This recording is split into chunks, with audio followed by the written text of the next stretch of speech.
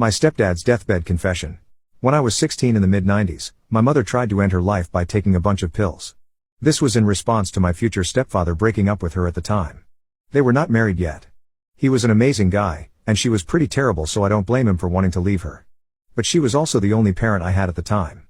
She announced to me that he had broken up with her, and that she had taken a ton of pills and was going to end her life. She said the only way she would make herself throw up or seek medical attention was if I called my stepfather and begged him to come back to her. Naturally, I did that very thing.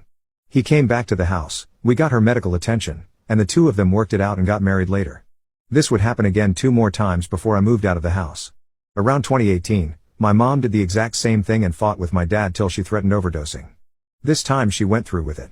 I was devastated, but at the same time somewhat relieved because she would finally be without pain from her addiction. Cut to 2021.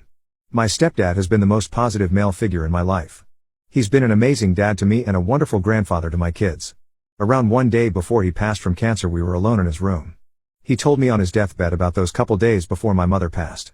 He told me that they were fighting like usual, but this time it got to the point of violence. She pulled a knife out on him and was very well prepared to use it. He managed to calm her down and put the knife down, but she threatened overdosing again. This time, in a spurt of anger, my stepfather told her to do it, and that he didn't care anymore since I was out of the house. My stepfather knew where her stash of pills were, and he told me he grabbed the pills out of the stash and threw it to her, saying to do it. Well, you can guess that she did, and died around 3 hours later from an overdose. My stepfather said he didn't do anything to help either. Just watched her slowly fade out on the ground, and he acted like he was sleeping in bed when it happened and woke up to her dead. This is what he would tell the cops to get out of any suspicion. I was very shocked when finding out this information, but he said it was all for me. Every time he came back to be with her, and every waking moment of his life with her was to make sure I had a normal life. He never abandoned me, and for that I feel like I should forgive him. My mother was never a good role model in my life, and was a failure of a parent, so maybe somehow it was for the better. I still never thought my stepfather would be someone to do that though. It makes me think there was another side to him the whole time, and I can't stop thinking about it. Now that they have both passed, I still find myself thinking about it because I will never get the answer. I am leaving my husband without saying anything.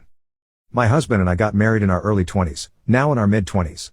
We were freshmen in college when we met and have just both graduated 3 years ago. Tonight was the final straw. I had already made an exit plan prior to this. I sent the text 20 minutes ago when he went to bed that the plan was starting. What did it for me?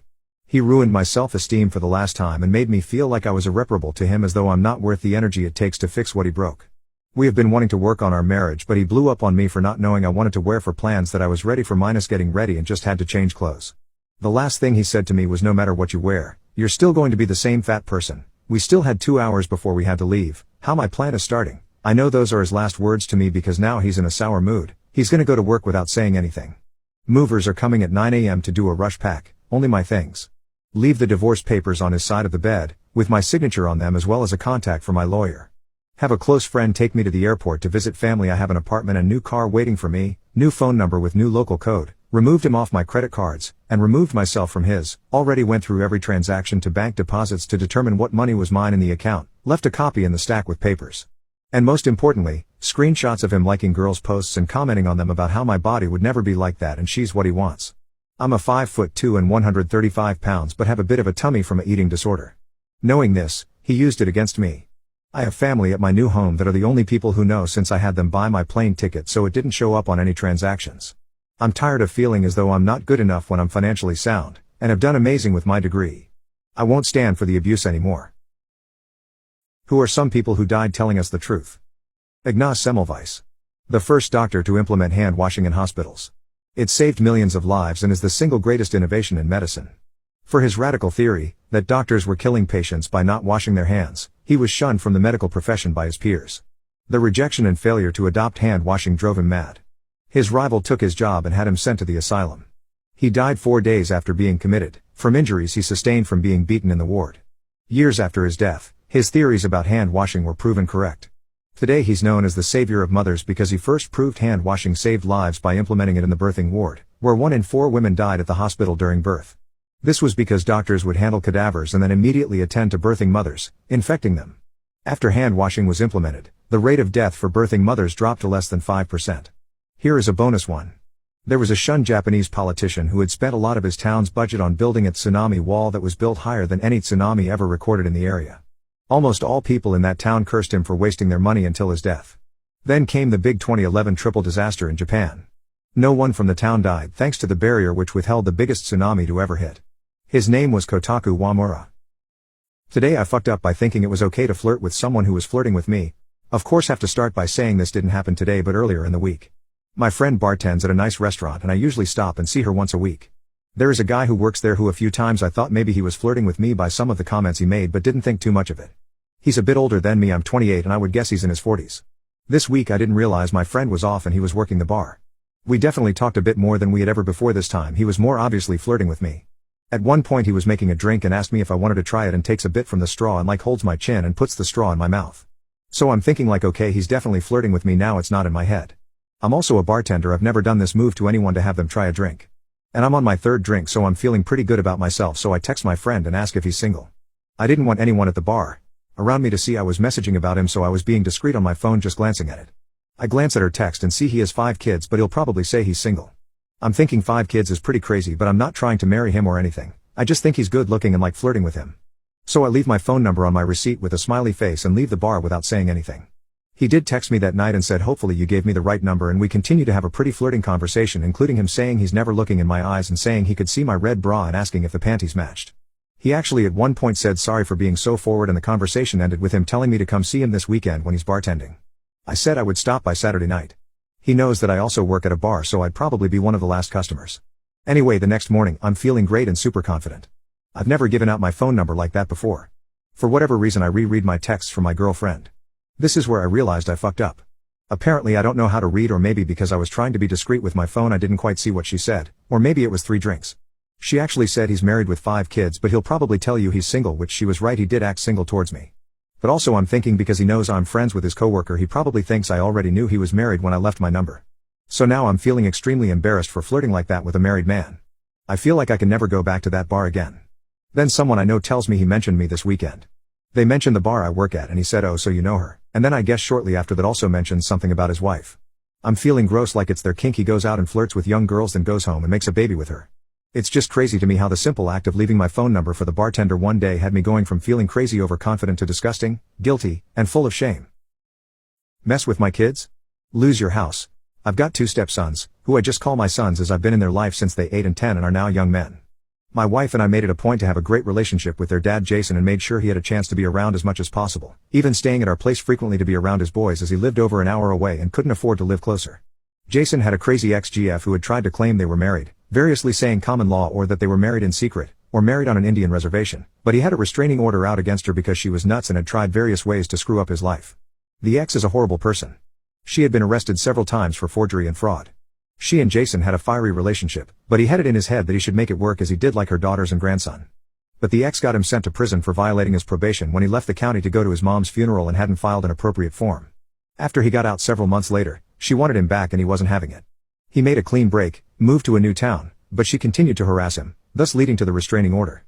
She would send texts to people pretending to be police investigating, saying he was drunk driving or taking drugs, or pretending to be friends and family to spread rumors and hurt him. She even sent texts to my kids from burner phones, pretending to be other family or friends, saying awful things about their dad. Jason died unexpectedly of a heart attack and it was a shock to all of us. He was finally living in peace, had great relationships with friends and his sons, and was the happiest he had ever been. He didn't have much. He lived in a single wide trailer a friend had let him stay in for free, some boxes of tools, old comics, video games, D&D books and modules, mementos from his times in the Marines, and an old 2009 pickup, which, on several occasions, he had promised my oldest son Paul. Jason didn't have a will, and my wife became the executor of the estate because at the time of death, both the sons were minors and sole heirs. We packed up the things out of Jason's trailer and took the truck, which had Jason's name on the title but had to wait for the death certificate to retitle it in Paul's name. But the ex called Jason's sister demanding the truck, saying it was hers and posting on FB she was reporting it as stolen, etc., which really pissed me off. After we got the death certificate, we went to the DMV and found out that she had stolen the title to the truck by forgery, saying she was the only heir and we couldn't transfer the title. My son was driving around with a packet documenting everything in case he was pulled over for driving a stolen vehicle. We had to get a lawyer and start a special process that took several months before a director at the DMV fixed it and we were able to title the truck, with the ex continuing to threaten and cause problems and made everyone miserable and cost us several thousand in legal fees. Early last year, we got through probate court. The ex never showed, in spite of saying that she was the wife and sole heir. The court declared the boys as the sole heirs and my wife as executor of the estate in their names. Instead of showing up, the ex sent an email to the court saying she couldn't make it because of work and that Jason was never around his kids and that they were just leeching off his SSI for the back child support, which was all not true. She went on with a bunch of other non-relevant shit just to trash my wife and sons and pretty much said it didn't matter what the judge said, that she should get everything. During this time we found out that Jason's name was on the deed of the ex's house. In order to get a reduction in property taxes because of Jason's disabled veteran status, she had filed papers to put him on the deed, but not the mortgage. If she had just left my kids alone, we would have let it go, but she had pushed principal beyond the point of denial, so we filed suit for half the house. Property is worth about $380,000. We went to court-ordered mediation, and she rejected a mediated settlement of a fraction of the value, which we would have taken. In April, her lawyer dropped her and so she got a continuance on the first hearing. She then claimed that she had found a will from Jason designating her as sole heir, in addition to another signed paper that she found as a quitclaim deed from Jason for the house. I did wonder if it was this or her not paying him which caused him to drop her. She was going to go back to probate court to reopen probate and needed time for that, which the judge granted. On Tuesday, we finally went to court on the deed to the house. She no-showed. The judge had inquiries to the probate court, and she never filed any papers. The trial lasted less than 10 minutes as the judge recorded the facts and awarded the estate half the property. They will impanel 3 lawyers to determine how the property will be sold, and she's going to lose her house and for the first time in her miserable life, face the consequences of her actions. Am I the a-hole for calling my stepsister the ugly stepsister because she freaked out over a nickname? My family jokingly refers to me as Princess/the Princess, because I have a reputation for being opinionated and sensitive. This is mostly because of sensory issues, so certain noises or textures grate on me to an extent that I will leave the room or avoid touching things. I'm also just a picky person and I like things how I like them. So my stepdad started referring to me as the princess, like don't open the car window, the princess will get upset. My stepbrothers and mom use it as well. It's a running family joke, well meant, I've never been offended by it in the 15 years it's been a thing. My stepsister, Georgia, hates it. She used to snap whenever anyone said it, but over the years she just started making the odd passive-aggressive comment about it. Everyone ignores it, because Georgia has a habit of thinking everything is about her, and if it's not about her, the reason it's not about her is because we all hate her, which then is still about her. So, our whole family is visiting my parents in the countryside for a couple of weeks. Georgia has brought her boyfriend Jason along. I've met Jason a couple of times before at dinners and he's a nice guy, and he's fit in well. This morning, me and my mom were making breakfast and Jason came down and to help out. We normally have breakfast in the kitchen, so eventually everyone started gathering at the table. We always make the tea and coffee last so it's hot when we eat, and we had all the mugs out and Jason offered to make the drinks. I told him not to do mine because I liked it made a very particular way, and he said okay princess, I will just watch how you do it so I know for next time, and we laughed. It was a joke. The next thing we know, Georgia shouts she's sick of everyone calling me. She then swore at Jason for being just like us. She said since everyone thinks I'm so special what does that make her, and I replied the ugly stepsister, obviously. No one said anything, but Georgia burst into tears, pushed her plate onto the floor, and went upstairs, and Jason ran after her. He's since come down to apologize for her, she hasn't come out of her room. My stepbrothers are on my side, the parents say I should have just not said anything and she would have calmed down, and that I went too far picking at an insecurity. That might be true, but I'm sick of her making everything about her. The joke doesn't have anything to do with her, and I am sick of her acting out to force everyone to behave how she wants them to. Am I the a-hole for taking the argument there?